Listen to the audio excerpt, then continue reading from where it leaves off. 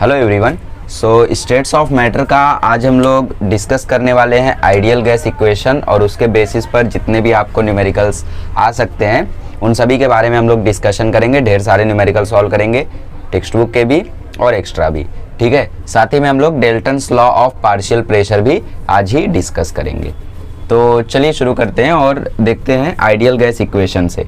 तो last time मैंने जाते जाते आपको आइडियल गैस इक्वेशन के बारे में बता दिया था। सबसे पहले आपने देखा था बॉयल्स लॉ जो कहता था P is inversely proportional to V। फिर आपने देखा था Charles law V is directly proportional to T। फिर आपने देखा था गे-लुसेक्स लॉ जिन्होंने बोला था P is also directly proportional to T। फिर लास्ट में आपने देखा था एवोगैड्रोज लॉ। एवोगैड्रोज लॉ को एवोगैड्रोज हाइपोथेसिस भी बोलते हैं क्योंकि वो एक बस सोच है, एक आइडिया है जो उन्होंने पुट किया है, ठीक है, जो कि सही निकल गया, इसलिए हाइपोथेसिस बोलते हैं। V is directly proportional to N। ये क्या था हमारा? ये था हमारा बॉयल्स लॉ, ठीक है। ये हमारा क्या था? ये हमारा था चार्ल्स लॉ। और ये क्या था? ये था हमारा गे-लुसेक्स लॉ। और last one our Avogadro's law, ठीक है। इन सभी इक्वेशन को हमने कंबाइन किया। तो हमने जब इन इक्वेशंस को कंबाइन किया तो हमें मिला PV is directly proportional to NT। Proportionality हमने हटाई तो मिला PV is equals to nRT which is nothing but our ideal gas equation, ठीक है। इसके सारे टर्म्स से आप लोग वाकिफ हो चुके हो, बट फिर भी थोड़ा सा हम लोग डिस्कशन करेंगे। जैसे P होता है pressure of the gas, V होता है वॉल्यूम ऑफ द कंटेनर या फिर जहाँ पे गैस रखा हुआ है उस जगह का वॉल्यूम, N होता है नंबर ऑफ मोल्स, ठीक है। R होता है यूनिवर्सल गैस कांस्टेंट और T होता है टेम्परेचर, ठीक है। ये हमारा आइडियल गैस इक्वेशन है। इन सभी टर्म्स के बारे में अच्छे से आपको याद रखना है और बिलीव मी इसके ऊपर जितने आपको क्वेश्चंस दिखेंगे, चाहे वो जेई के हो चाहे वो नीट के हो, बहुत इजी क्वेश्चंस आते हैं इसके ऊपर। सीधा सीधा आपको बोल देगा कि मोल्स का रेशियो ये है दो गैसेस के लिए, तो तुम मुझे उनके टेम्परेचर का डिफरेंस बताओ या टेम्परेचर का रेशियो बताओ। तो बस आप फॉर्मूले में पुट करके सॉल्व कर सकते हो। अभी मैं कराऊंगा ऐसे क्वेश्चन, तब आप लोग देख के बोलोगे अरे यार कितना ईजी है, ठीक है। तो ये आइडियल गैस इक्वेशन है, इसको अच्छे से आप लोग समझ लो। अब हम लोग डिस्कशन करते हैं यूनिवर्सल गैस कांस्टेंट के यूनिट और वैल्यूज के बारे में, ठीक है। STP के बारे में आप लोग जानते हो। देखो 1 mole of an ideal gas occupies 22.4 liter of volume at STP। STP का मतलब होता है स्टैंडर्ड टेम्परेचर एंड प्रेशर, ठीक है। और स्टैंडर्ड टेम्परेचर एंड प्रेशर में जो टेम्परेचर होता है वो होता है 273 केल्विन और जो प्रेशर होता है वो होता है 1 atm। 1 atm मतलब 760 mm ऑफ Hg, ठीक है। तो ये होता है हमारा एक मोल आइडियल गैस का कितना ऑक्यूपाई करता है। वो ऑक्यूपाई करता है 22.4 लीटर ऑफ वॉल्यूम STP पे, ठीक है। अब सवाल आता है मैंने ये क्यों बताया, क्योंकि हमें R की वैल्यू निकालनी है, ठीक है। PV is equals to nRT था। अगर मुझे यहाँ से R निकालना है तो R हो जाएगा PV बाय NT। मैंने बोला प्रेशर रहता है 1 atm, वॉल्यूम ऑक्यूपाई करता है 22.4 लीटर, 1 मोल मतलब नंबर ऑफ मोल्स भी 1, टेम्परेचर 273। इसको जब आप लोग सॉल्व करोगे तो आपको मिलेगा 0.0821। ये होता है यूनिवर्सल गैस कांस्टेंट की वैल्यू। यूनिट्स बोलो क्या हो जाएगा, यहाँ से प्रेशर होता है atm और V होता है लीटर में, atm litre per unit mole kelvin, ठीक है। ये होता है इसका यूनिट R का। अगर हम इसको CGS यूनिट में देखें और भी इसकी वैल्यूज देखें तो और भी वैल्यूज होती है, जैसे 8.314, ठीक है। जैसे 8.314 जूल पर मोल केल्विन, atm लीटर पर मोल केल्विन। ये हो गया इसका SI यूनिट में, जो भी आप लोग जिसमें क्वेश्चंस को सॉल्व करोगे उसमें आपको यही यूनिट यूज करनी है। कभी आपको अगर जूल वूल में दिया हुआ है तो आप लोग ये भी यूज कर सकते हो। और एक होता है कैलोरी में, अगर इसको लिखना चाहो तो वो होता है 2 कैलोरी पर मोल केल्विन, ठीक है। तो ये 3 यूनिट्स आपको अच्छे से याद रखना है। और जूल में दिया हुआ है, अगर इसको आपको अर्ग में पूछ लिया तो 1 जूल में होता है 10⁻7 अर्ग। तो उसको आप लोग लिखोगे R is equals to 8.314 into 10⁻7 erg पर मोल केल्विन, ठीक है। सो ये होती है आर की वैल्यूज। सारी की सारी वैल्यूज आपको अच्छे से याद करना है। मतलब स्टूडेंट लोग आइडियल गैस इक्वेशन तो याद रख लेते हैं, बट उन्हें आइडियल गैस इक्वेशन में कई सारे लोग को आर की वैल्यू भी नहीं पता रहती है। ठीक है, जैसे आप लोग 12th में जब जाओगे या फिर कहीं पे आप लोग क्लासेस वगैरह अगर लिए होगे तो कभी ट्राई मारना, उनसे पूछना PV is equals to NRT में आर क्या है। सो कुछ लीजेंड लोग तो रेडियस बोलेंगे, तो जो भी हो, तो आर की वैल्यूज याद नहीं रहती उन्हें, तो आपको सारी की सारी वैल्यूज याद रखनी है। मतलब एटलीस्ट तो पहला और दूसरा तो याद ही रखना है, पहला और दूसरा ही मेन है, तीसरा कहीं कहीं पे मे भी यूज हो जाए और ये तो शायद ही यूज होगा। ठीक है, तो ये वैल्यू अच्छे से याद रखना 0.0821 और यूनिट क्या होगा एटीएम लीटर पर मोल केल्विन, टेम्परेचर केल्विन में, नंबर ऑफ मोल्स मोल में। ठीक है, आर के बारे में अच्छे से समझ में आ गया। चलो अब 2-3 न्यूमेरिकल्स देखते हैं। चलिए टेक्स्ट बुक में पूरे एल न्यूमेरिकल्स हैं, तो सारे के सारे न्यूमेरिकल्स को आज ही हम लोग कंप्लीट कर देंगे, बिकॉज जो भी न्यूमेरिकल्स हैं वो आइडियल गैस इक्वेशन से हैं, चार्ल्स लॉ पे हैं, बॉयल्स लॉ पे हैं और कहीं से एक्स्ट्रा नहीं आए हुए। ठीक है, रिलेटेबल न्यूमेरिकल्स हैं, अच्छे हैं। चलिए शुरू करते हैं न्यूमेरिकल ए से। देखो न्यूमेरिकल को पढ़ते ही आपको पहले पता चलना चाहिए कि उसमें क्या क्या दिया हुआ है और उसके बाद आपको समझ में आना चाहिए कि यार कौन सा फॉर्मूला लगेगा। कुछ लोग डायरेक्टली भागते हैं सीधा आइडियल गैस इक्वेशन पे, पर सोचा करो। देखो अभी मैं रीड करता हूँ और सोचता हूँ। अब a balloon is inflated with helium gas at room temperature of 25 डिग्री सेल्सियस एट 1 बार। मतलब यहाँ पे आपको टेम्परेचर दिया हुआ है और प्रेशर दिया हुआ है। Pressure when it's initial volume is 2.27 litre and allowed to rise in air. As it rises in the air, external pressure decreases and the volume of the gas increases till finally it's burst. ठीक है, when external pressure is 0.3 bar.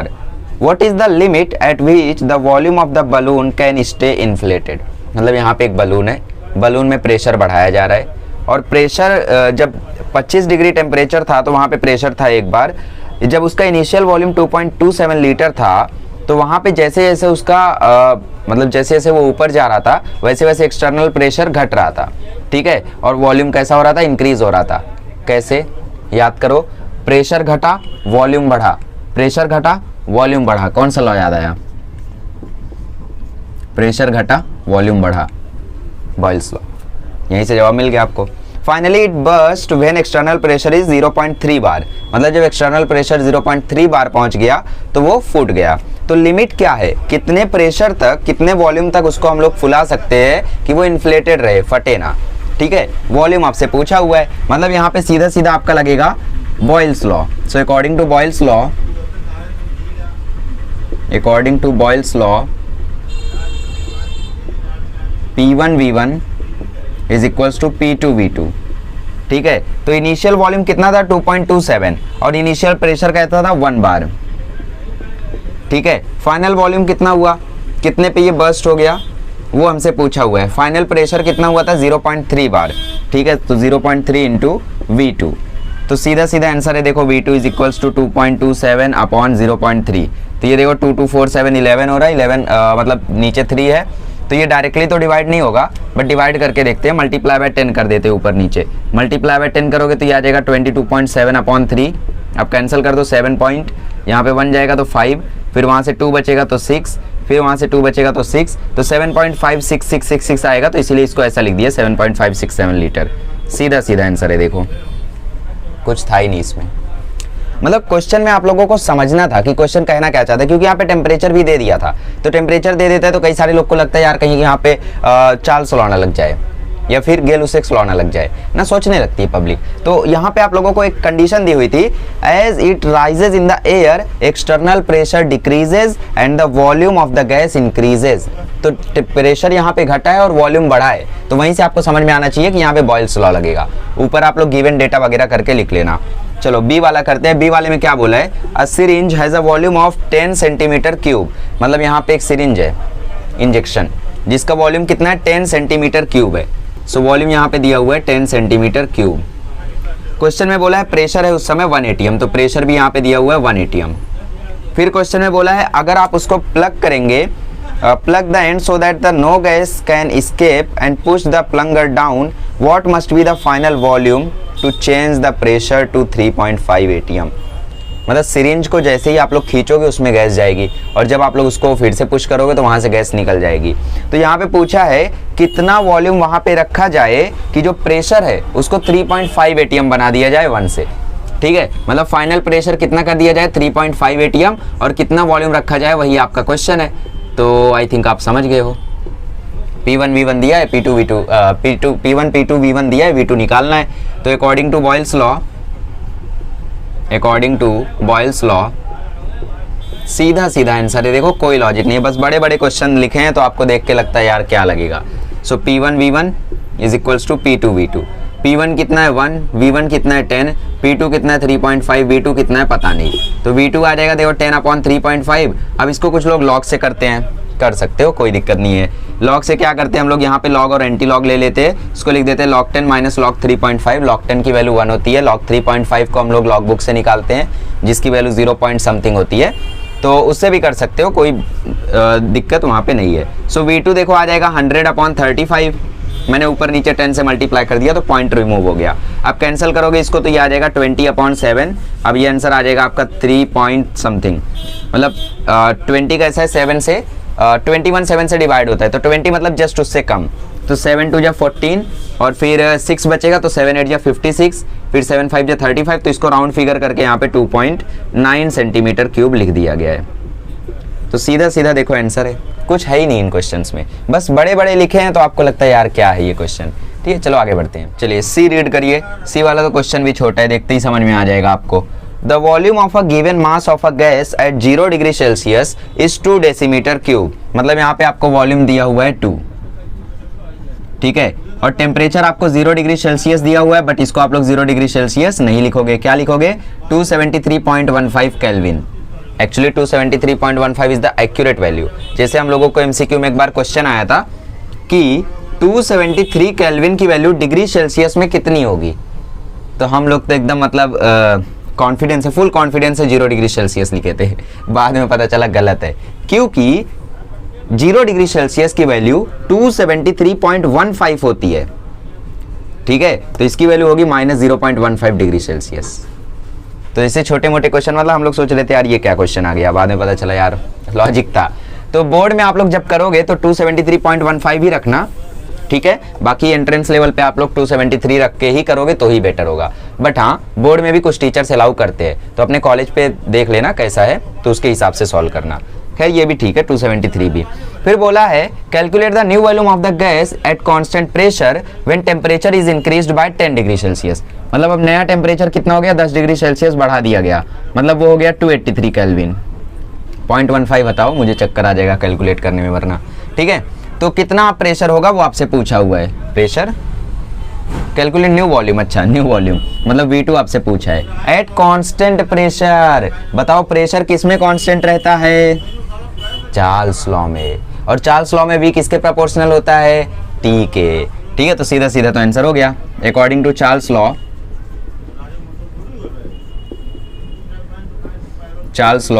V is directly proportional to T where pressure is constant और number of moles भी constant, वो तो हर law का मामला है, ठीक है। तो ये हो जाएगा V1/T1 is equals to V2/T2। तो V1 की वैल्यू आपको पता है कितनी है भाई 2, T1 की वैल्यू आपको पता है 273, V2 की वैल्यू आपको नहीं पता है, T2 की वैल्यू आपको पता है 283। तो V2 आ जाएगा 283 इंटू 2/273, ठीक है। हाँ डेंजर कैलकुलेशन, अब ये लॉग से करोगे तो ज़्यादा बेटर होगा। 283 को 273 से डिवाइड करो, ठीक है। 273 बन जाए 273, यहाँ पे बचा 10, पॉइंट लगाया 0 उतारा, फिर से 0 लगाया 0 उतारा। अब 273 4 जाइए जाएगा, तो ये आ गया 1.04 इंटू 2, तो फाइनल आंसर आ जाएगा 2.08 decimetre cube. Decimetre cube yes हैं, अच्छा सही है मुझे लगा 1.93 कैसे दे दिया, ठीक है। तो 2.07 दिया हुआ है, उन्होंने और एक्यूरेट वैल्यू ली होगी, हमने 2 डिजिट तक गए, वो एक और डिजिट गए होंगे, तो उसके हिसाब से उन्होंने 2.07 दिया हुआ है। ये भी आंसर ठीक है। अगर हम 0.15 लेते तो 2.07 आता, ठीक है। हाँ अगला क्वेश्चन पूछा है temperature is decreased bye 10 degree Celsius. अब क्या होगा, तो डिक्रीज कर दिया गया है, अब पहले ए था ये, अब बी देखते हैं। तो फिर से अकॉर्डिंग टू चार्ल्स लॉ अब टेम्परेचर डिक्रीज कर दिया गया है 10 डिग्री सेल्सियस, मतलब अब की बार V1 भी 2 डेसीमीटर क्यूब है, अब की बार T1 भी 0 डिग्री सेल्सियस ही है या फिर 273 केल्विन ही है, बट अब की बार V2 कितना है वो पता नहीं, और T2 को अब की बार कर दिया गया है 263 kelvin. So V1/T1 is equals to V2/T2 according to Charles law. Where number of moles and pressure is constant. Question में बोल दिया प्रेशर इज कांस्टेंट, तो वहीं से आपको समझ में आना चाहिए कौन सा लॉ लगेगा। ठीक है, V1 है 2, ये है 273, ये है V2 और ये है 263, तो V2 आ जाएगा 263 इंटू 2/273। ठीक है, अब देखो ऊपर वाली वैल्यू नीचे वाली वैल्यू से छोटी है, मतलब जो भी आंसर आएगा वो 1 से कम आएगा, तो इसका आंसर लिखा हुआ है 1.93, तो मैं सेम टू सेम छाप देता हूँ। ठीक है, 1.9 ही लिखता हूँ वरना आप बुरा मानोगे, तो सॉल्व करोगे तो आपको 1.9 ही मिलेगा। ठीक है, कर लोगे ना।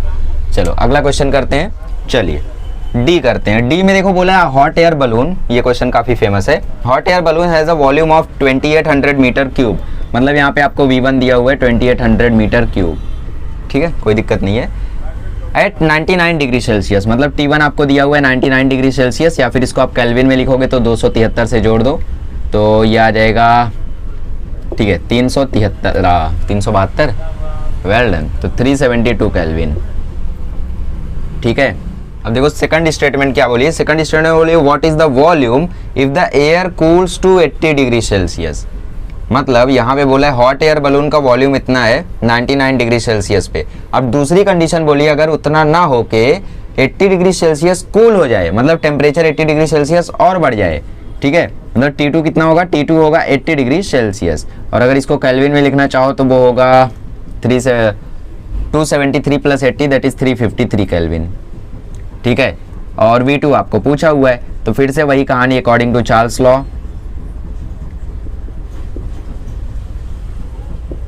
When pressure is constant V1 by T1 is equals to V2 by T2। V1 कितना है उतना है, T1 कितना है उतना है, और V2 पता नहीं, T2 353। ठीक है, क्रॉस मल्टीप्लाई कर दो तो V2 आ जाएगा 353 इंटू 2800 अपॉन 372। ठीक है, 4 से काट दो तो 4 9 जा, 4 3 जा, 4 700 जा। अब 353 को 93 से डिवाइड कर दो।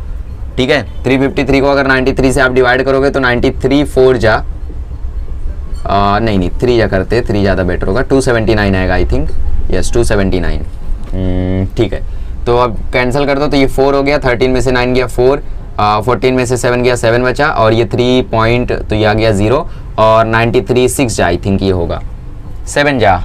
ठीक है, 7 जा ट्राई करते हैं, 93 7 जा, 7 3 जा 21, 7 9 जा 63 65। ठीक है, तो 7 जा ये भी चला गया, 8 जा देखे क्या ज़्यादा हो जाएगा आई थिंक, हाँ ज़्यादा हो गया, तो 3.79 के करीब ये वैल्यू आ रही है। तो 3.79 को आप लोग 700 से मल्टीप्लाई कर दो, देखो क्या जादू होता है। 700 इंटू 3.79, 9 0 जा 0, 9 7 जा 63, 7 0 जा 0, 7 7 जा 49, 3 0 जा 0, 3 7 जा 21, 0 0 3 5 6 2, तो 2653 हमारा आंसर आ रहा है, और टेक्स्ट बुक में 2657 दिया हुआ है। This is due to 372.15, 353.15। ठीक है, तो एक्यूरेट वैल्यू लोगे तो आपको वही मिलेगा, मीटर क्यूब, मतलब लीटर में भी लिख सकते हो, बट क्योंकि क्वेश्चन में मीटर क्यूब में दिया हुआ था, so you have to also take in metre. अगला क्वेश्चन देखते हैं, ई वाला। बहुत ही जल्दी क्वेश्चंस हो रहे, क्वेश्चंस में दम नहीं है। एक्चुअली ये क्वेश्चंस मुझे पिछले लेक्चर में कराने चाहिए थे, बट मैंने सोचा यार टाइम ज़्यादा हो गया, जाने दो। तो ई वाला क्या बोलता है, ई वाला बोलता है 0 डिग्री सेल्सियस पे कोई गैस है जो ऑक्यूपाई करती है 22.4 लीटर। ठीक है, मतलब जब टेम्परेचर 0 डिग्री सेल्सियस है तो वो ऑक्यूपाई करती है 22.4 लीटर। फिर क्वेश्चन में पूछता है कि कितना, how much hot must be the gas in Celsius and in kelvin to reach the volume 25 litre. मतलब वॉल्यूम 25 लीटर हो जाए ऐसा कौन सा टेम्परेचर होगा। तो अगेन देखो चार्ल्स लॉ की ही सेम कहानी है। So according to Charles law V is directly proportional to T where pressure and number of moles are constant. So V1 by T1 is equals to V2 by T2. So V1 कितना है आपका 22.4, T1 कितना है आपका 273, हाँ वो तो 0 दिया है, अरे 273 लिखते ना इसको केल्विन में। V2 कितना है 25 और T2 कितना है वो पता नहीं। सो T2 निकालते हैं क्रॉस मल्टीप्लाई करके, तो T2 आ जाएगा 25 इंटू 273 अपॉन 22.4। ठीक है, अब कोई किसी से डिवाइड हो रहा है, ओके 72 हो रहा है, 74 नहीं हो रहा। सो एक काम करते हैं, इसको 372 लिख देते हैं, 272 लिख देते हैं, चलता है थोड़ा, मतलब मैं पढ़ा रहा हूँ मेरा चलता है, आपका नहीं चलेगा। सो 4 से काटो, 4 इंटू 5.6 और ये आ जाएगा 4 6 जा 24 68। अब फिर से 4 से कट रहा है देखो, सो 4 1 जा 4, 4 17 जा 4 0.41.4 जा। ठीक है, तो 25 इंटू 17 कर दो, या फिर चाहिए तो 170 को 14 से डिवाइड कर दो। अरे हाँ, 17 में भी हमने 10 से मल्टीप्लाई कर दिया, इसमें भी हमने 10 से मल्टीप्लाई कर दिया, तो T2 हो गया 25 इंटू 170/14। ठीक है, तो डिवाइड कर दो, चाहिए तो ठीक है इसी को करो। 14 1 जा 14, 3 0, 14 2 जा 28, 2 0, 14 1 जा 14, 6 0, 14 4 जा 56, तो T2 आ जाएगा 25 इंटू 12.14। अब मल्टीप्लाई कर दो इनको, तो 25 इंटू 12.14, 4 5 जा 20, 4 2 जा 8, 1 5 जा 5, 1 2 जा 2, 5 जा 10, 2 2 जा, और ठीक है थोड़ा ऊपर करता हूँ मैं, 12.14 इंटू 25, 5 4 जा 20, 5 1 जा 5, 5 2 जा 10, 5 1 जा 5, 2 4 जा 8, 2 1 जा 2, 2 2 जा 4, 2 1 जा 2, 0 1 5 3 1 3, सो 313,510 केल्विन हमारा आंसर आ रहा है। ठीक है, सो आप लोग मल्टीप्लाई करके देख लेना, मेरा तो ये आ रहा है, बट कहीं ना कहीं मुझे पता है मैंने कोई एरर किया है।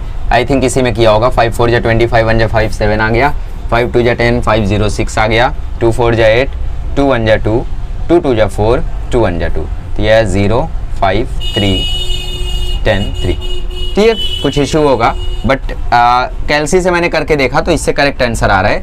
ठीक है, सो यहाँ पे हमारा आंसर आ गया T2 is equal to 304 kelvin.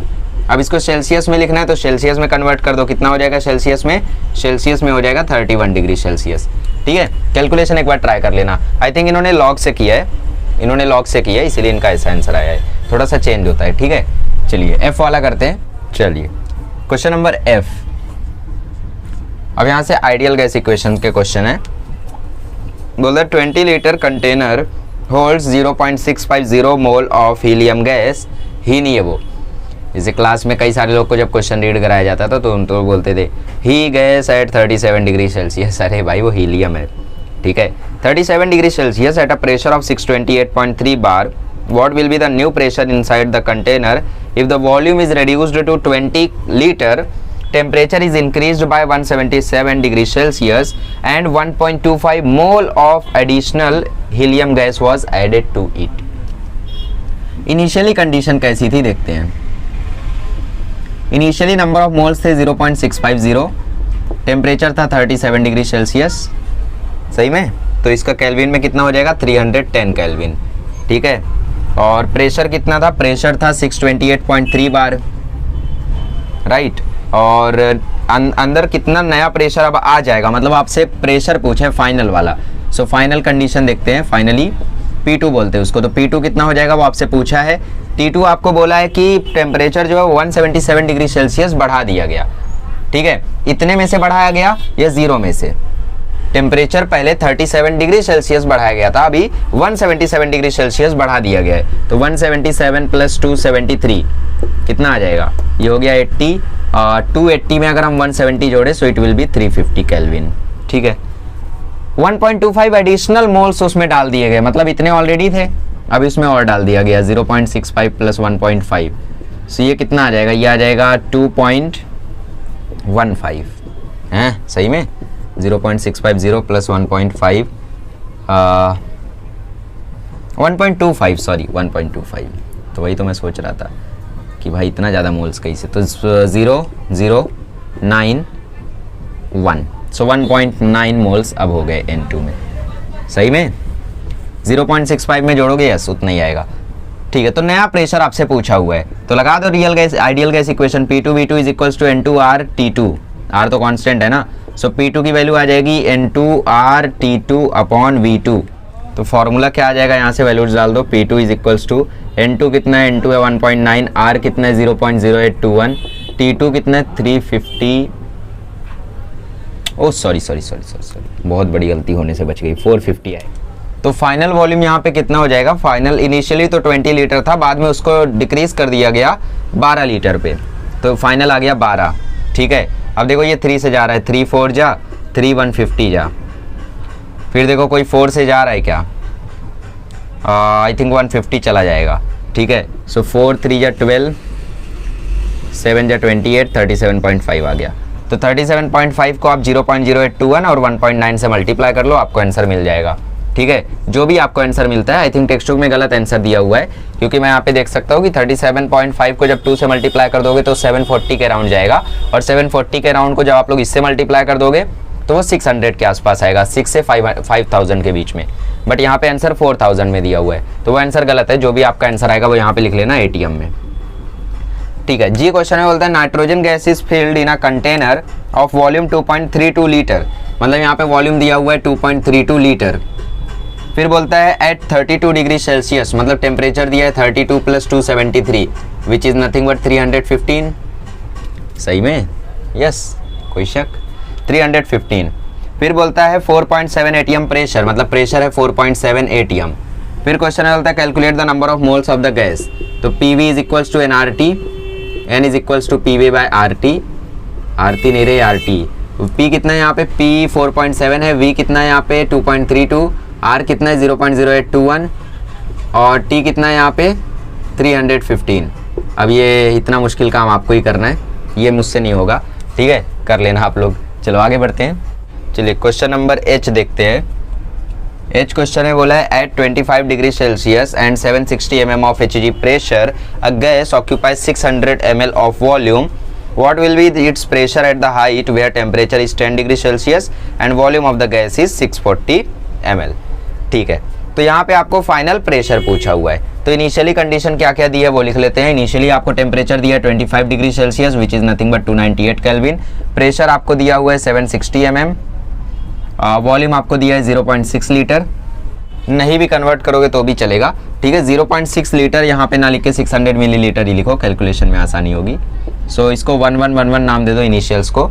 और फिर क्या बोला है, what will be it's pressure at the height of, मतलब फाइनल कंडीशन, तो P2 आपसे पूछा हुआ है। टेम्परेचर जहाँ पे 10 डिग्री सेल्सियस हो गया, मतलब अब टेम्परेचर हो गया 283 केल्विन, और V2 अब हो गया 600 ml, राइट? अच्छा 640 ml। तो आपको करना क्या है, आपको PV is equals to nRT लगाना है दोनों के लिए, P1 V1 nRT1। Number of moles तो कांस्टेंट है, इसके लिए भी लगाओगे तो P2 V2 is equals to nRT2, ठीक है। अब नंबर ऑफ मोल्स तो दोनों के कांस्टेंट है, तो इसका मतलब P1 V1 upon RT1 is equals to P2 V2 upon RT2। RR भी कांस्टेंट है गायब। P1 कितना है 760, V1 कितना है 600, T1 कितना है 298, P2 कितना है पता नहीं, V2 कितना है 640, T2 कितना है 283, ठीक है। अब देखते हैं 0 0 कैंसिल, 4 16 जा, 4 15 जा, ठीक है, 4 1 जा 4, 4 9 जा 36, मतलब 190, तो ये आ गया 4 4 जा।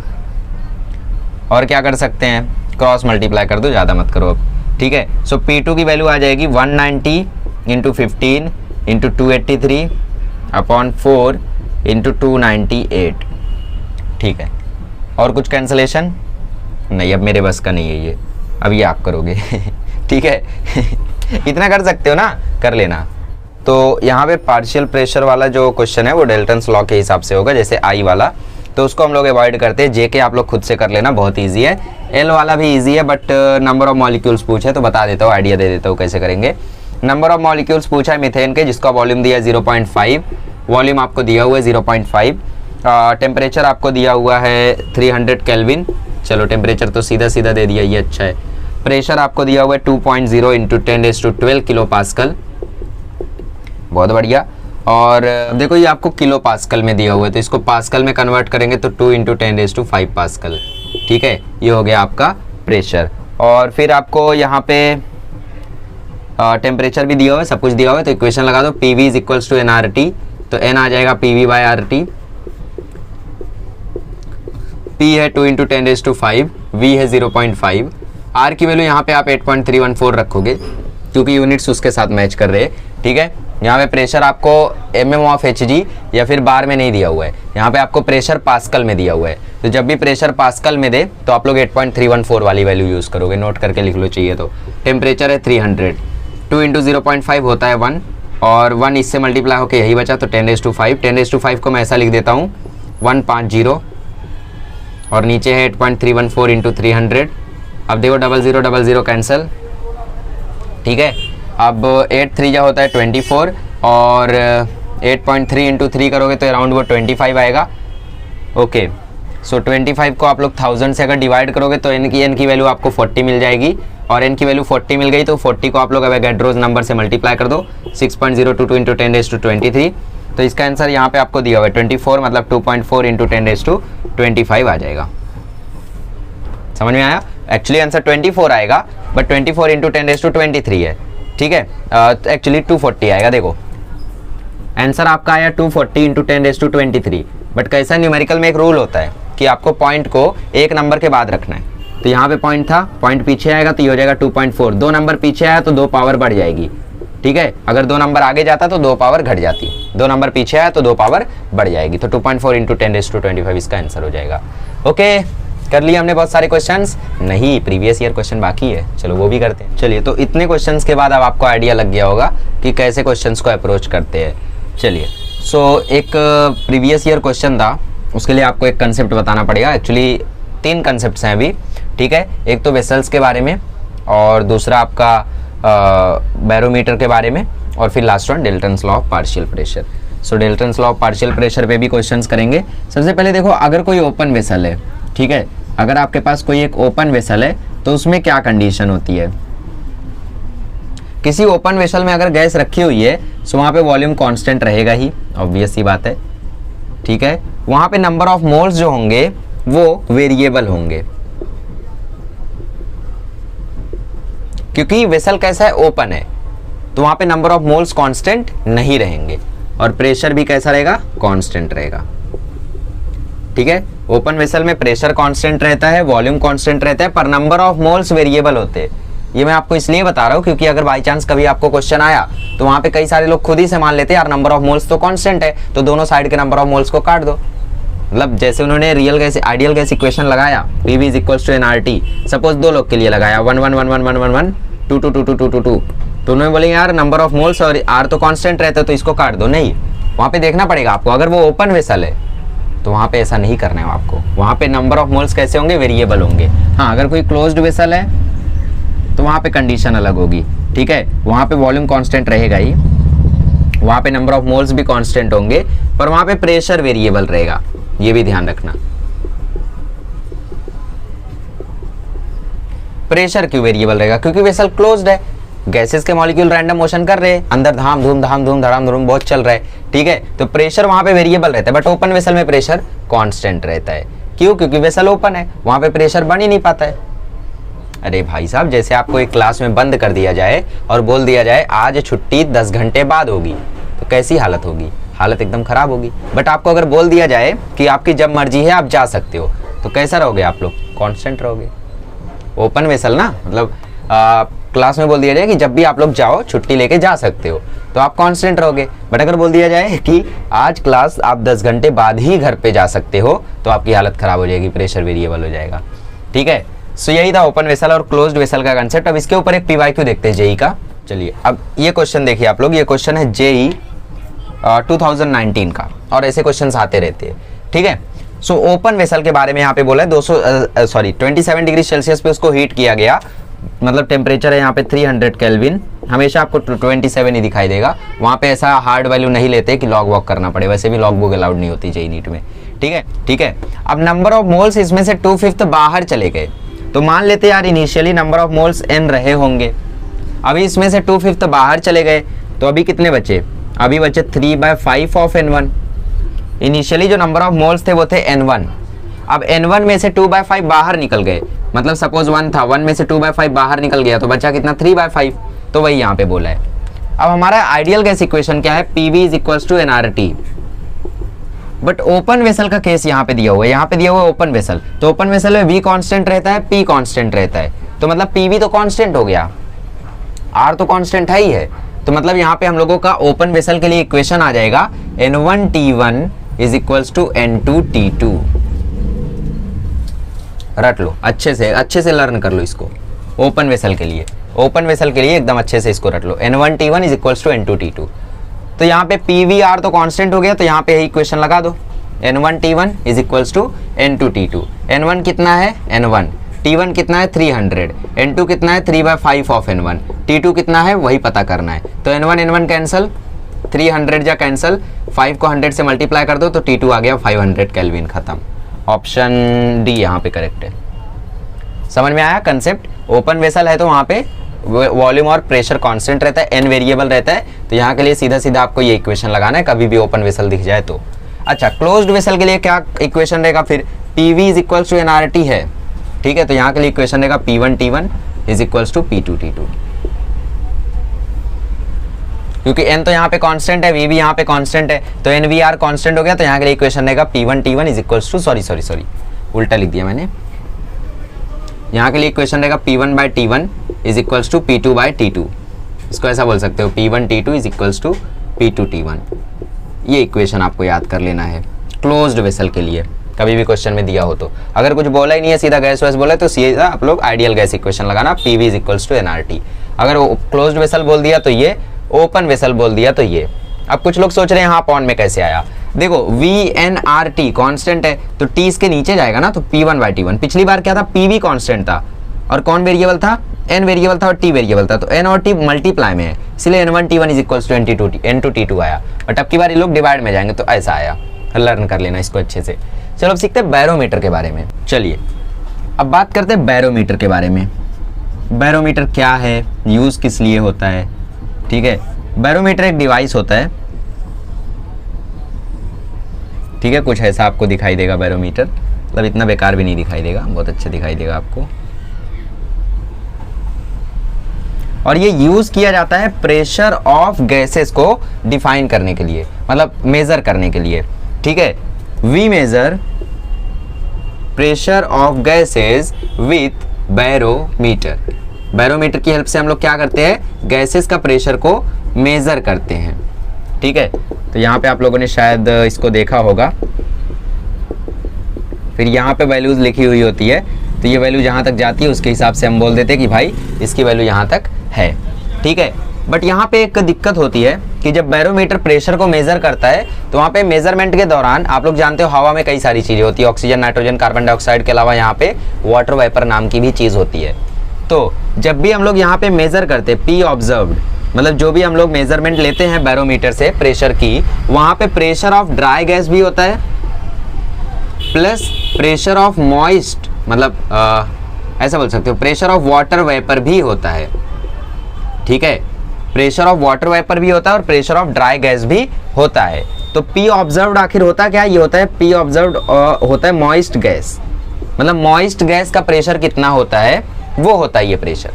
तो ये क्या है? ये pressure of dry gas plus pressure of water vapour. अगर आप ड्राई गैस का प्रेशर और वाटर वेपर का प्रेशर जोड़ दोगे तो वो इक्वल आएगा प्रेशर ऑफ मॉइस्ट गैस के। बट हमें क्या चाहिए? हमें चाहिए प्रेशर ऑफ ड्राई गैस। तो कभी भी आपको क्वेश्चन में अगर ऐसा आ गया, the observed pressure is let's say 700 mm of Hg and the pressure of water vapour was 10 mm of Hg, तो वहां से आपको वो 700 या फिर 10 नहीं रखना है। PV is equals to NRT में, PV is equals to NRT में आपको ये वाला प्रेशर रखना है। कौन सा? ड्राई गैस वाला। तो 700 माइनस 10 करोगे आप लोग। ड्राई गैस के लिए क्या फॉर्मूला आ जाएगा? P observed minus P water vapour, इसको OMG लिख देता हूँ, ऑब्जर्व्ड मॉइस्ट गैस का pressure minus P water vapour is equals to PDG, dry gas का प्रेशर, ठीक है। तो ऐसे आप लोग इसको मेजरमेंट लोगे। And you would like to know कि प्रेशर ऑफ वाटर वेपर को ही हम लोग बोलते हैं एक्वस टेंशन। सुना है कभी?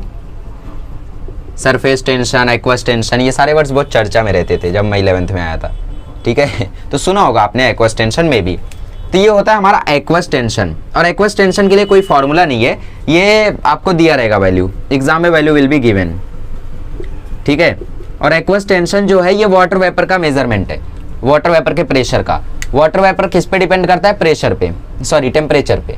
वाटर वेपर टेम्परेचर पे डिपेंड करता है, तो according to temperature aqueous tension आपको गिवन रहेगा, ठीक है, अकॉर्डिंग टू द टेम्परेचर।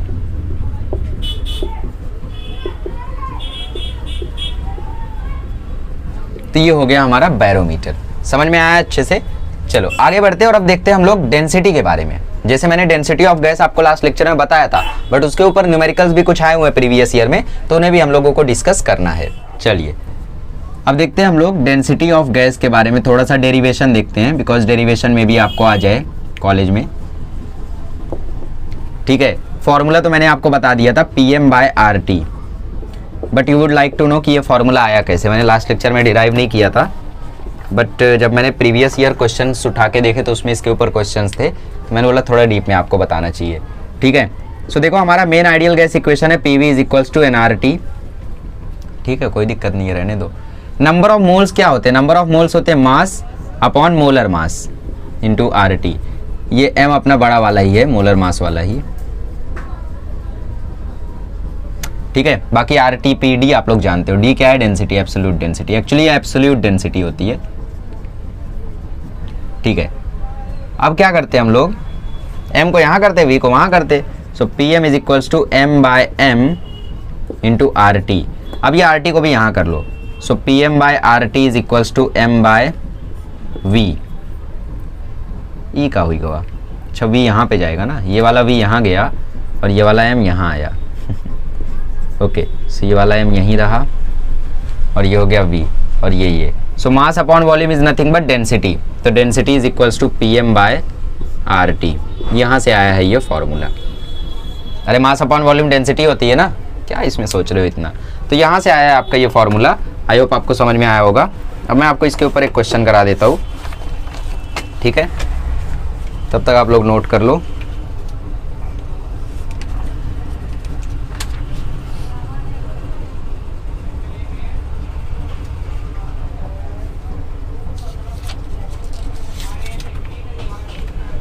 ठीक है, तो यहाँ पे एक क्वेश्चन बोला हुआ है at 300 kelvin the density of a certain gaseous molecule at 2 bar is double to that of dinitrogen at 4 bar. मतलब यहाँ पे दो मॉलिक्यूल्स है, एक गैसियस मॉलिक्यूल है कोई भी और दूसरा डाइनाइट्रोजन गैस है, N2 है। ठीक है, तो 300 केल्विन पे, चलो मैं पूरा क्वेश्चन लिख देता हूँ, वो बेटर होगा। तो 2017 का ये क्वेश्चन है, इजिली हो जाएगा अगर आप ट्राई करोगे एक बार तो। देखो यहाँ पे बोला है डेंसिटी किसी गैसियस मॉलिक्यूल की डाइनाइट्रोजन गैस डेंसिटी, गैस की डेंसिटी से डबल है।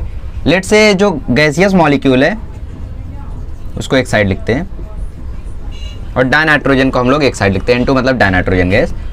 हाँ, इसकी डेंसिटी अगर D है, सॉरी अगर डाइनाइट्रोजन गैस की डेंसिटी D है तो इसकी डेंसिटी 2D हो जाएगी। क्यों? क्योंकि इसमें बोला है ना density of certain gaseous molecule is double to that of nitrogen. तो अगर नाइट्रोजन का D है तो गैसियस मॉलिक्यूल का 2D हो गया। ठीक है, इसका प्रेशर दिया है 2, इसका प्रेशर दिया है 4, इसका मोलर मास हमें पता नहीं है, पता करना है, वही हमारा क्वेश्चन है। और इसका मोलर मास हमें दिया हुआ है 28। अरे कहाँ दिया है? अरे डाइनाइट्रोजन मतलब N2 मतलब 14 + 14 या फिर 14 × 2 28। ठीक है, ओके। और क्या पूछा है भाई? टेम्परेचर दिया हुआ है। टेम्परेचर दोनों के लिए कांस्टेंट है 300 केल्विन। ठीक है, सो फॉर्मूला लगाते हैं D is equals to PM/RT। ये हो गया इक्वेशन 1। और इसके लिए क्या आ जाएगा? क्या कर रहा हूँ मैं? सॉल्व कर रहा था ना गैसियस मॉलिक्यूल का इधर। ठीक है, इधर क्या आ जाएगा? PM/RT। ओके, ये हो गया इक्वेशन 2। इक्वेशन नहीं देते अभी। इसके लिए D क्या है? इसके लिए D है 2D, डबल है ना। Density of gaseous molecule is double to that of density of nitrogen gas. इसको DN बोल दो, इसको भी DN बोल दो। ठीक है, इसको MN बोल दो, इसको PN बोल दो, इसको PG बोल दो, इसको MG बोल दो। तो PG mg/rg tg, ये हो गया इक्वेशन 1, ये हो गया इक्वेशन 2। ठीक है, इसे tg की जरूरत नहीं है, टेम्परेचर कांस्टेंट है। दोनों को डिवाइड कर दो, दोनों को डिवाइड कर दोगे तो ये आ जाएगा 2dn/dn is equals to pgmg by pnmn upon rgtg upon rntn। अब आर बार तो यार कांस्टेंट है तो इसको हटाओ, है ना। RT अपॉन RT आएगा तो ये तो हट गया, कांस्टेंट है। DN भी कट गया तो 2 इज इक्वल्स टू आ गया PG इंटू MG। PG कितना है? 2। MG कितना है? पता नहीं, तो 2 into molar mass of that gaseous molecule. PN कितना है? 4 इंटू 28। 2 कैंसल, 4 28 जा कितना होता है? अरे भाई ये तो मुझे पता ही नहीं है। 112। तो इसका आंसर आ जाएगा 112 है क्या ऑप्शन में? यस, यहाँ पे सेकंड ऑप्शन दी था 112 ग्राम पर मोल। ये हो गया molar mass of that gaseous molecule. तो एब्सोल्यूट डेंसिटी पर भी ऐसे क्वेश्चंस आ सकते हैं, तो थोड़ा सा आप लोगों को रेडी रहना होगा, कुछ भी आ सकता है इस चैप्टर से। और हाँ, एक और मज़ेदार बात है कि यार ये चैप्टर आपका हो गया ना, तो काइनेटिक थ्योरी ऑफ गैस जो आप 12वीं में पढ़ोगे उसका आपका आधा चैप्टर हो जाएगा। उसमें आपको यही सारी चीज़ें रिपीट करके दी हुई हैं आधे। मतलब ये चैप्टर आपने पढ़ लिया तो 50% वो आपका हो गया। ठीक है, चलिए आगे बढ़ते हैं और अब देखते हैं हम लोग Dalton's law of partial pressure. Okay, so last concept आ गया Dalton's law of partial pressure. बस ये कंसेप्ट देख के आपकी छुट्टी है और मेरी भी ठीक है। Dalton's law of partial pressure, देखो डेल्टन का कहना था कि अगर किसी जगह पर सपोज हमारे पास यहाँ पे कोई कंटेनर है और कंटेनर में मैं कोई 4 गैसेस डाल दूँ, H2, N2, O2, 3 ही डालता हूँ छोड़ो। तो अगर मैंने यहाँ पे कोई 3 गैसेस डाल दी, hydrogen gas, dinitrogen gas, oxygen gas, जो भी हो, तो ये तीनों गैसेस अपना बिहेवियर ऐसे करेंगे जैसे पूरे कंटेनर का वॉल्यूम इनका खुद का है। ठीक है, जैसे अगर इस कंटेनर का वॉल्यूम मैं बोलूँ 100 ml है, ठीक है, इस कंटेनर का वॉल्यूम अगर मैं बोलूँ 100 ml है, तो नाइट्रोजन का जो वॉल्यूम होगा, नाइट्रोजन गैस का जो वॉल्यूम होगा वो भी 100 ml ही होगा, हाइड्रोजन गैस का जो वॉल्यूम होगा वो भी 100 ml ही होगा, ऑक्सीजन गैस का जो वॉल्यूम होगा वो भी 100 ml ही होगा। ये कहा था डेल्टन ने, थ्योरी पे नहीं आ रही, फॉर्मूला तो जानते हो ना, partial pressure of this is pressure into mole fraction of this, ठीक है, वो देखेंगे हम लोग, छोड़ो उसको। तो यहाँ पे जो तीनों गैसेज है, हाँ एक कंडीशन है कि ये सारी गैसेज नॉन रिएक्टिंग होनी चाहिए। ठीक है, ये जो मिक्सचर है गैसेज का, ये रहना चाहिए mixture of non reacting gases, mixture of non reacting gases, मतलब ये रिएक्ट नहीं करनी चाहिए आपस में वरना गड़बड़ी हो जाएगी। ठीक है, तो अगर किसी कंटेनर में हम लोग 3-4 गैस डाल दें और उसके बाद हम चेक करें कि यार ये गैस कितना वॉल्यूम ऑक्यूपाई कर रही है, पूरा, ये गैस कितना वॉल्यूम ऑक्यूपाई कर रही है, पूरा, ये गैस पूरा, अजीब है ना, पर सच है। ठीक है, नाइट्रोजन हो, हाइड्रोजन हो, ऑक्सीजन हो, चाहे जिसको आप लोग एक कंटेनर में डाल दो, पूरे कंटेनर का वॉल्यूम उनका ही हो जाएगा। अब आप सोचोगे यार ये कैसे पॉसिबल है। जैसे आप अपने घर में हो, ठीक है, तो पूरा घर आपका ही है, आप कहीं भी जा सकते हो, ऊपर जाओ, नीचे जाओ, यहाँ जाओ, वहाँ जाओ, इधर तोड़फोड़, उधर तोड़फोड़, पूरा घर आपका है। बाकी लोग भी हैं घर में, बाकी लोग का भी घर तो पूरा उन्हीं का है। जैसे आप हो, आपका भाई है, ठीक, और आपकी बहन भी है, तो आप जो घर है वो पूरा आपका ही है, आप कहीं भी जा सकते हो, ऊपर नीचे, आगे पीछे, आपकी बहन भी कहीं भी जा सकती है, आगे पीछे, ऊपर नीचे, आपका भाई भी कहीं पे भी जा सकता है, आगे पीछे, ऊपर नीचे। तो सेम कंडीशन यहाँ गैसेस के साथ होता है। ये गैसेस का भी जो कंटेनर है पूरा इन्हीं का है, इनकी मर्जी कहीं भी जाए तो पूरा वॉल्यूम यही ऑक्यूपाई करके रखती है। जैसे आपका घर आपका है, आपके भाई का भी घर आपका ही है। ठीक है, तो वैसा कंडीशन यहाँ पे भी रहता है, ऐसा आप लोग समझ सकते हो। ठीक है, तो P टोटल कितना होगा, पूरा जो प्रेशर होगा वो होगा P1 plus P2 plus P3, जितनी भी गैसेस यहाँ पे प्रेजेंट रहेंगी सबका प्रेशर निकालेंगे तो हमें मिल जाएगा। अगर मैं आपसे यहाँ से पूछूं कि भाई H2 का प्रेशर कितना होगा, तो P of H2 into volume occupied, volume occupied कितना होगा टोटल, क्योंकि हाइड्रोजन ने कितना वॉल्यूम ऑक्यूपाई किया है, जितना वॉल्यूम है यहाँ पे पूरा का पूरा किसने ऑक्यूपाई किया है, हाइड्रोजन ने। तो PH2 into V total is equals to N into R into T, number of moles किसके, H2 के। ये है मेन इक्वेशन। ठीक है, सो ये हो गया हमारा कंडीशन। अब देखो हम लोग प्रूफ देखते हैं, क्योंकि Dalton's law of partial pressure का प्रूफ भी आ जाता है।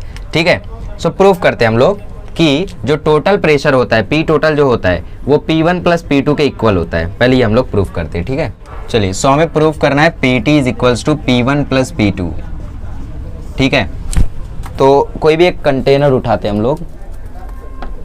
ठीक है, लेट्स से हमारे पास यहाँ पे एक कंटेनर है जिसमें कई सारी गैसेस भरी है। एक गैस का, 2 गैसेस है, एक गैस का जो मोल्स है वो N1 है, दूसरे गैस का जो मोल है वो N2 है। दोनों गैस के लिए वॉल्यूम और टेम्परेचर सेम रहेगा, क्योंकि आपको मैंने बता दिया कि जो वॉल्यूम कंटेनर का रहता है वही दोनों गैसेस ऑक्यूपाई करते हैं। ठीक है, सो P टोटल इंटू वॉल्यूम किसके इक्वल होगा, ये इक्वल होगा N1 plus N2 into RT के। राइट, मतलब जो टोटल वॉल्यूम होगा वो नंबर ऑफ मोल्स को जोड़ दो गैसेस के, दोनों के नंबर ऑफ मोल्स को जोड़ोगे तो क्या आएगा, n आएगा ना। जैसे एक का नंबर ऑफ मोल है 1, दूसरे का नंबर ऑफ मोल है 3, तो जोड़ दोगे तो 4 आ जाएगा टोटल। तो n टोटल क्या होगा, n टोटल होगा N1 प्लस N2, तो ये आ गया। अच्छा, पहली गैस के लिए क्या होगा, P1V is equals to N1RT, ये हो गया इक्वेशन 2। और दूसरी गैस के लिए P2V is equals to N2RT, ये हो गया इक्वेशन 3। अब मैं क्या करता हूँ, दूसरी इक्वेशन को तीसरे इक्वेशन से जोड़ देता हूँ। ठीक है, तो मुझे क्या मिलेगा, देखो P1V1 plus P2V2 is equals to P1V plus P2V is equals to N1RT plus N2RT। यहाँ से V कॉमन ले लो, तो V कॉमन लिया तो P1 प्लस P2, V यहाँ पे कॉमन लिया कहीं भी ले सकते हो। यहाँ से N1 प्लस N2 बचा और बाहर बचा RT, ठीक है। सो ये हो गया P1 plus P2 into V। जरा ये देखो कहीं दिख रहा है क्या आपको? कहीं तो दिख रहा है शायद। इसकी वैल्यू क्या है? PTV। सो PTV, यहाँ से देखो वॉल्यूम वॉल्यूम कैंसल, सो PT आ गया P1 plus P2, hence proved, ठीक है।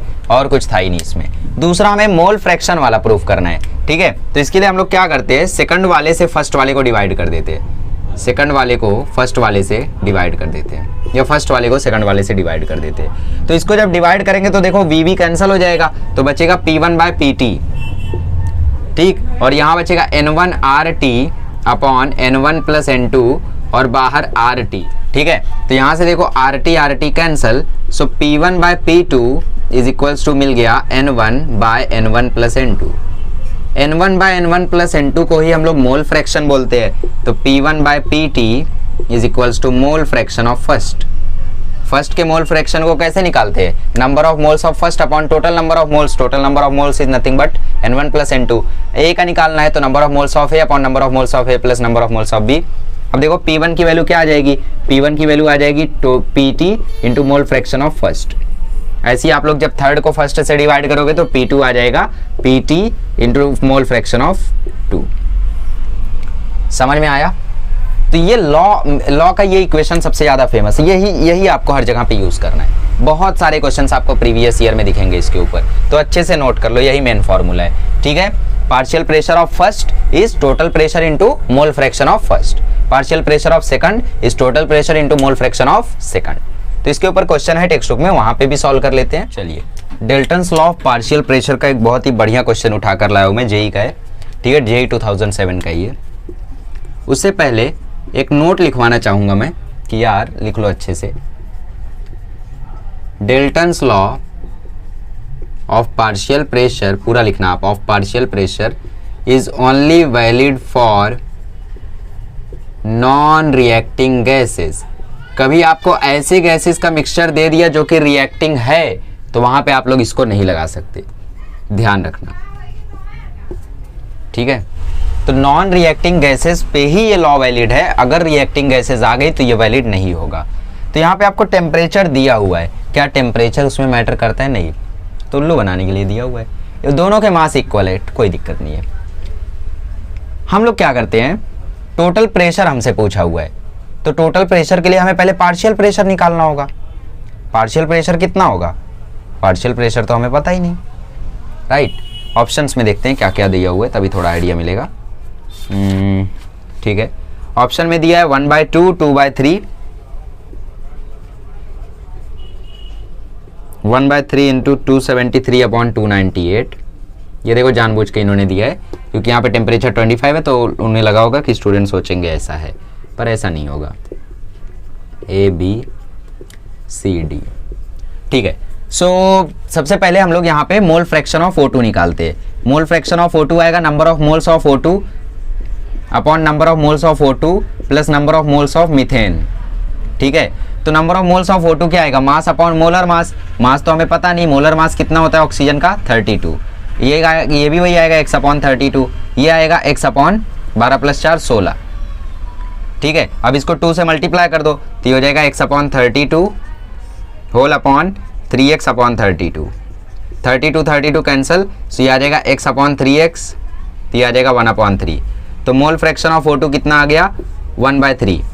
तो P ऑफ O2 क्या होगा? P total into mole fraction of O2, ठीक है। मोल फ्रैक्शन ऑफ O2 कितना है? 1/3, तो 1/3 into P total is the correct answer.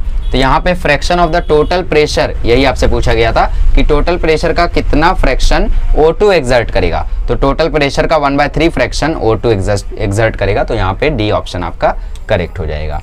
Logical question था थोड़ा, ठीक है। एक टेक्स्ट बुक में भी है, वो भी कर लेते, फिर छुट्टी देते आपको। चलिए, अब आपको यहाँ पे आई वाला न्यूमेरिकल कराता हूँ मैं टेक्स्ट बुक का। इसमें बोला है नियन डाइऑक्सीजन गैस का मिक्सचर है, क्या O2 और नियन रिएक्ट होते हैं? नहीं रिएक्ट होते, तो यहाँ पे टेंशन लेने वाली बात नहीं है, डेल्टन्स लॉ लगेगा।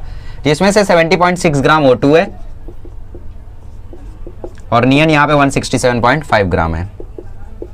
ठीक है, अगर प्रेशर जो है मिक्सचर का टोटल प्रेशर जो है वो 25 बार है, तो आपको पूछा है यहाँ पे कि क्या पार्शियल प्रेशर क्या होगा डाइऑक्सीजन और नियन का। तो मैं डाइऑक्सीजन का निकालता हूँ, आप नियन का निकालना, वो आपका होमवर्क रहेगा। सो PO2 क्या आ जाएगा, PO2 आ जाएगा P total into mole fraction of O2। Mole fraction of O2 कैसे निकालोगे, मोल फ्रैक्शन ऑफ O2 निकालोगे number of moles of O2 upon number of moles of O2 plus number of moles of neon. ठीक है, number of moles of O2 क्या आएगा 70.6 upon 32 plus नियन का कितना आएगा mass given upon molar mass कितना होता है इसका। ठीक है, नियन का मोलर मास 20। सो सॉल्व कर लो अब यार, क्या इसमें mole fraction of O2 is equals to 17.6 upon 32 whole divided by 17.6 into 20 plus 167.5 into 32 और अपॉन में है 32 इंटू 20। तो ऊपर जाएगा तो 32 कैंसिल, 20 ऊपर चला जाएगा। सो 70.6 इंटू 20, नीचे से आप लोग चाहो तो 4 कॉमन ले लो, तो 70.6 इंटू 20 प्लस 167.5 इंटू 32। अब मेरी हालत ख़राब है, मैं इसको नहीं सॉल्व कर पाऊँगा, तो इसका जो भी आंसर आएगा वो यहाँ पुट कर देना और मल्टीप्लाई कर देना 25 से। जो भी आंसर आएगा उसको मल्टीप्लाई कर देना और आपको फाइनल आंसर मिल जाएगा यहाँ पे। ठीक है, तो दोनों आपको ही करना होगा। सो ट्राई करिए, बहुत ईजी है। ठीक है, चलिए मिलेंगे अगले लेक्चर में। तो हम लोग अगले लेक्चर में डिस्कस करेंगे ग्राम्स लॉ ऑफ डिफ्यूजन और इफ्यूजन, बहुत ही इंपॉर्टेंट टॉपिक है। और उससे भी ज़्यादा इंपॉर्टेंट टॉपिक आएगा नेक्स्ट लेक्चर में, जहाँ पे हम डिस्कस करेंगे काइनेटिक थ्योरी ऑफ गैसेस। इसमें से, इस चैप्टर में से मतलब आधा क्वेश्चन आपको लॉजिकल आता है, न्यूमेरिकल नहीं आएगा ज़्यादा। इस क्वेश्चन से ज़्यादा लॉजिकल आता है इस चैप्टर से, कि यार काइनेटिक थ्योरी ऑफ गैसेस में ये कहाँ वैलिड है, कौन सी थ्योरी उसको प्रूफ करती है, कौन सी थ्योरी प्रूफ नहीं करती है, ऐसा कैसे वैसा कैसे, मतलब इनऑर्गेनिक जैसे क्वेश्चन आते हैं इस चैप्टर से, रट्टा मारने वाले। तो चैप्टर की रीडिंग ज़रूरी है। ठीक है, तो मिलेंगे अगले लेक्चर में, तो उसमें हम लोग काफ़ी सारी चीज़ों को डिस्कस करेंगे। चलिए, थैंक यू सो मच।